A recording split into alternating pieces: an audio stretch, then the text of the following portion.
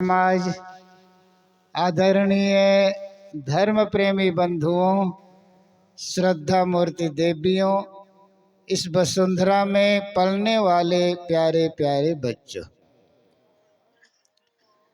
अभी हम लोग संतों के द्वारा बहुत सुंदर विचार श्रवण कर रहे थे। मेरे लिए भी निर्देश हुआ है, आइए थोड़ी चर्चा आपके बीच प्रस्तुत है। सदगुरु कबीर साहब की वाणी के आधार पर मैं चर्चा करना चाहूँगा। सदगुरु कबीर ने कहा है, प्रेम पाट का चोलना पहिर कबीरू नाच, पानिब दिन हो ताश को जो तन मन बोले साज। कबीर साहब कहते हैं, इस साखी में प्रेम रूपी वस्त्र पहन करके नाचो। ये विश्व सत्ता उन्हें ही चमक देती है जो तन और मन और वचन से जो सच्चे होते हैं। सदगुरु कबीर कहते हैं, आप प्रेम रूपी वस्त्र पहन करके नाचो। प्रेम का वस्त्र होता कहाँ है? वे कहना चाहते हैं, जिस परिवार में, जिस समाज में प्रेम होगा, एकता होगी, संगठन होगा, वह परिवार, वह समाज, वह राष्ट्र स्वर्ग का सुख भोगता है। इसीलिए वे व्यवहारिक उदाहरण भी वे देते हैं।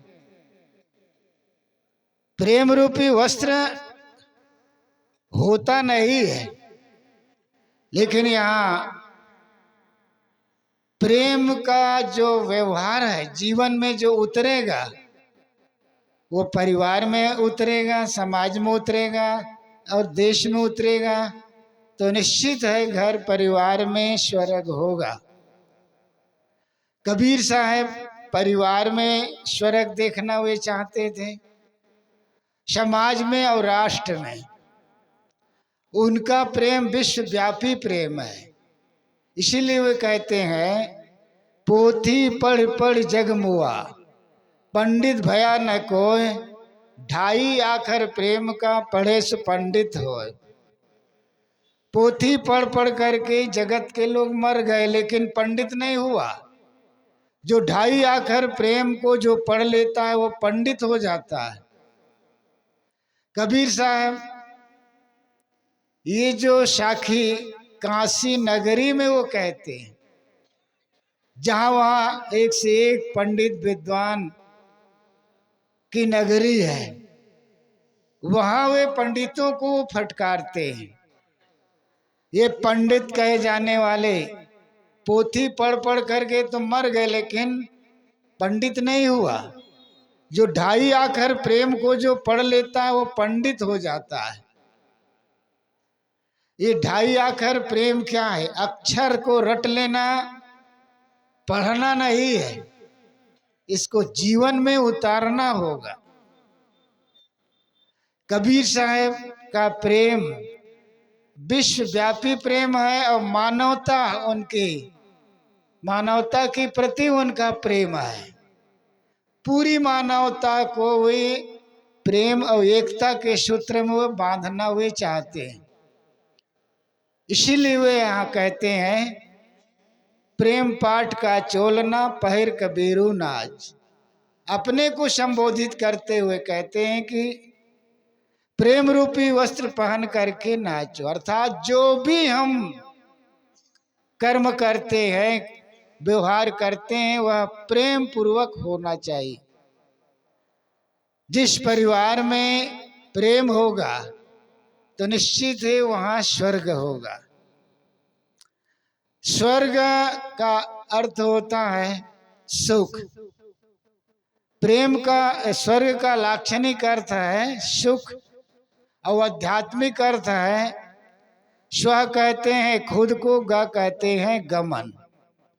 आत्मा की ओर लौट आना ही स्वर्ग है।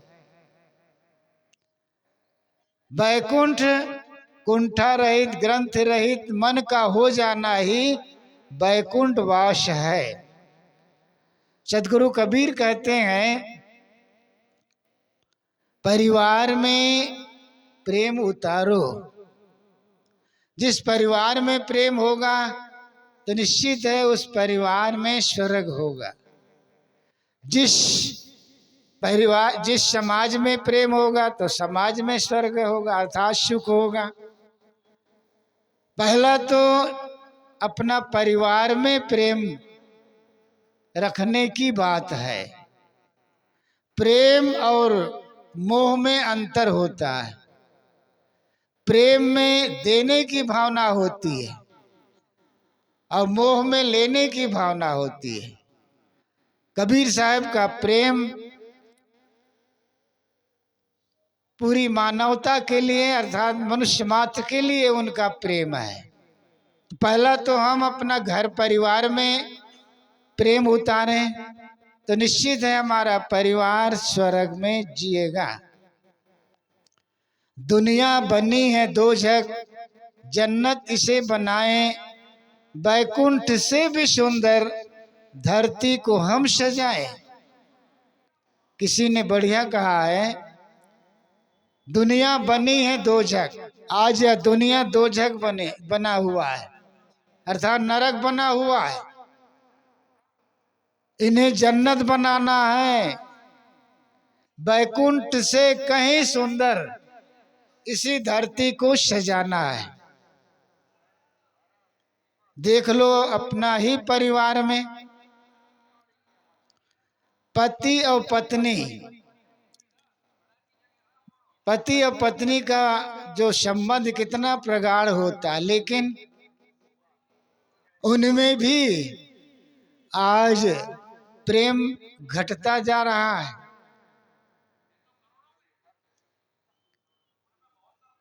पहली बार दंपत्ति जब आती है तब मित्र मंडली पूछती है भाई साहब भाभी कैसी हैं? तो मित्र कहता है यार न पूछो, चंद्रमुखी चंद्रमुखी। दूसरी बार मित्रों ने पूछा भाई साहब भाभी कैसी? तो मित्र कहता है यार न पूछो तो हो गई सूर्यमुखी। तीसरी बार मित्रों ने पूछा भाई साहब भाभी का क्या हाल? यार न पूछो तो हो गई ज्वालामुखी। बहनों से निवेदन है वे सूर्यमुखी और ज्वालामुखी ना हो, चंद्रमुखी होकर के घर में जन्नत उतारें, अर्थात स्वर्ग उतारें। किसी समाज सुधारक ने बहुत सुंदर कहा है कि नारियों को चाहिए संतान को शिक्षित करने के लिए वे सरस्वती का रूप धारण करें और संतान को धन से संपन्न बनाने के लिए वह लक्ष्मी का रूप धारण करें। और समाज और परिवार, समाज में अगर कुरीतियां हैं, कुछ ऐसे पाखंड हैं, उनके लिए दुर्गा का रूप भी धारण करना चाहिए। अगर इन नारियों में एकता और संगठन हो जाए तो अगर गांव में अगर शराब की भट्टी है ना वो दूर हो जाए। लेकिन यही लोग डरपोक हैं। पति और पत्नी में प्रेम आज घटता जा रहा है। प्राय लोग यही संदेह करते हैं जहाँ शिक्षा नहीं है वहाँ ऐसी बात है। इस संदर्भ में प्राय उदाहरण दिया करता हूँ जज साहब का। जज साहब अपने मित्र मंडली के साथ अपने निवास में वो आए। जैसे ही गाड़ी से वो उतर रहे थे, कुछ बच्चे खूब खेल कूद मचाए हुए थे, हल्ला कर रहे थे। बच्चे कहीं छिप गए, दुबक गए। कुछ महिलाएं आपस में हंस बोल रही थी, वो भी छिप गई कहीं। मित्र के साथ जज अपना कमरा में आए, कोट उतारने लगा। मित्र तो मित्र के हैसियत से बोलेगा ही। मित्र ने कहा, भाई साहब अभी अभी बच्चे खेल कूद रहे थे, कहाँ छिप गए? महिलाएं आपस में हंस बोल रही थी, वो कहाँ छिप गई? जज ने कहा, भाई साहब मजाल है मेरे सामने कोई बोल सके। मित्र ने कहा, अहंकार गाड़ते हो, घर को बना रखे हो शमशान। इतने में महिला हिम्मत बांध के आती है और कहती है, भाई साहब अपने मित्र को समझा दो, यहाँ कोई कैदी नहीं है, अपना जज पन्ना को कचहरी में छोड़ा है। तरुण सागर जी महाराज वे कहा करते थे, अगर घर को जन्नत बनाना है, घर को स्वर्ग बनाना है, तो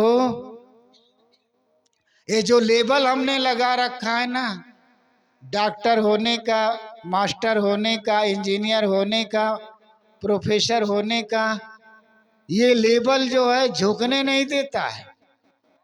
इसलिए घर को अगर जन्नत बनाना है तो जैसे पूज्य साहब जी विराजमान हो रहे हैं,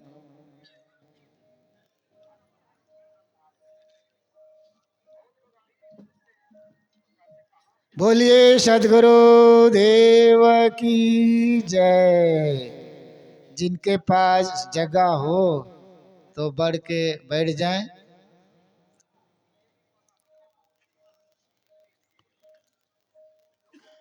मैं निवेदन कर रहा था, तरुण सागर जी महाराज जो जैन मुनि, वे प्राय कहा करते थे, अगर घर को जन्नत बनाना है तो ये जो लेबल हमने लगा रखा है, वो लेबल जो है झुकने नहीं देता है। घर में कैसे प्रवेश करो, जैसे घर में हम लोग जूता निकाल करके प्रवेश करते हैं ना, ठीक इसी प्रकार जो लेबल रूपी जो जूता है, डॉक्टर होने का, इंजीनियर होने का, प्रोफेसर होने का जो लेबल है, उसको उतार करके अंदर प्रवेश करो। कैसे? पुत्र बन करके प्रवेश करो। बूढ़े माँ बाप कब से इंतजार कर रहे हैं कि मेरा बेटा आए, अब मुझसे वे कुशल मंगल पूछें। बच्चे इंतजार कर रहे हैं मेरा पापा आए और मैं उनकी गोदी में बैठ करके हंसूं और बोलूं। पत्नी इंतजार कर रही है कब से बेसब्री से पति महोदय आए, मैं उससे मुस्कुरा के बात करूं। हम तो थानेदार बन करके घर में प्रवेश करते हैं, डॉक्टर मास्टर इंजीनियर बन करके प्रवेश करते हैं। इसीलिए घर में तनाव बना रहता है, घर में बिखराव बना रहता है। इसलिए घर परिवार को हमें जन्नत बनाना है। वो कैसे बनेगा? प्रेम में ही बनेगा। अब प्रेम क्यों नहीं होता है? उसका कारण है स्वार्थ, अहंकार और परदोष दर्शन। इन कारणों से हम प्रेम नहीं कर पाते हैं। इसको हम दूर करें तो निश्चित है परिवार में एकता और प्रेम उतर सकता है। पूज्य साहब जी विराजमान है, यहीं पर अपनी बात को मैं विराम देता हूँ। बोलिए सदगुरु देव की जय। अब